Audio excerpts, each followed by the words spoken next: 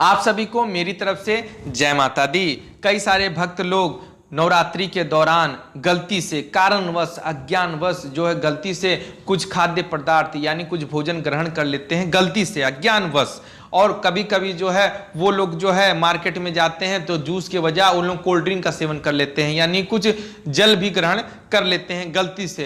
तो उन सारे भक्तों का एक ही प्रश्न आता है, तो क्या मैंने कुछ खा लिया या मैंने कुछ पी लिया तो इसका मतलब ये है कि व्रत खंडित हो गया, यानी क्या मैं व्रत तोड़ दूं, क्या इस व्रत को मैं कर नहीं सकता? तो इस सारी बात की जानकारी मैं आप सभी को बताऊंगा भली भांति। तो इस वीडियो में अंत तक बने रहें कि शास्त्र क्या कहता है और आपको क्या करना उचित है।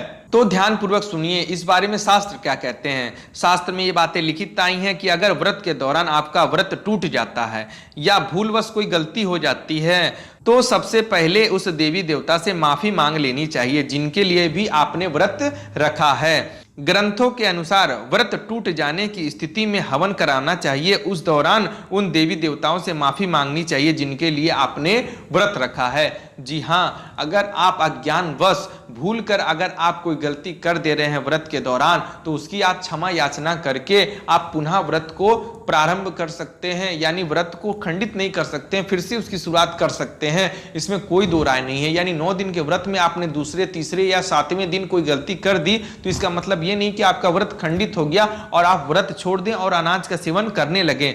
बिल्कुल ये काम ना करें। शास्त्र भी ये बातें कहते हैं कि अगर अज्ञानवश अगर आप कोई गलती कर रहे हैं तो उसके लिए आप भगवान से क्षमा याचना करके आप पुनः आप जो है व्रत में सम्मिलित हो सकते हैं। बस माता रानी के समक्ष या जिस भी देवी देवता के लिए आपने व्रत रखा है, जो व्रत खंडित हो गया यानी कारणवश आपने गलती कर दी, तो क्षमा याचना करते हुए कि हे माता, हे प्रभु, कारणवश मुझसे गलती हो गई, मैं आपका क्षमा प्रार्थी हूं, मुझे आप क्षमा करिए। आपके इस बालक ने इतनी बड़ी गलती कर दी, हे माता रानी मैं दंड का भागी हूं, आप चाहे तो मुझे दंड अवश्य दे दें, लेकिन हे माता रानी इस व्रत को मैं खंडित नहीं करना चाहता, इसलिए मैं पूरे होशो आवास में पूरी श्रद्धा से अब ये गलती मैं बिल्कुल नहीं करूंगा और मैं इस व्रत को पुनः करने जा रहा हूं, मुझे आज्ञा प्रदान करें। इस प्रकार आप जो है इस व्रत को बिना तोड़े हुए आप जो है सीरियल वाइज आप 9 दिनों तक कर सकते हैं, कोई दिक्कत वाली बात नहीं है। वो माता है, वो जगत जननी है, वो भली भांति जानती हैं। जब आप संकल्प लेते हैं अक्षत दो फूल द्वारा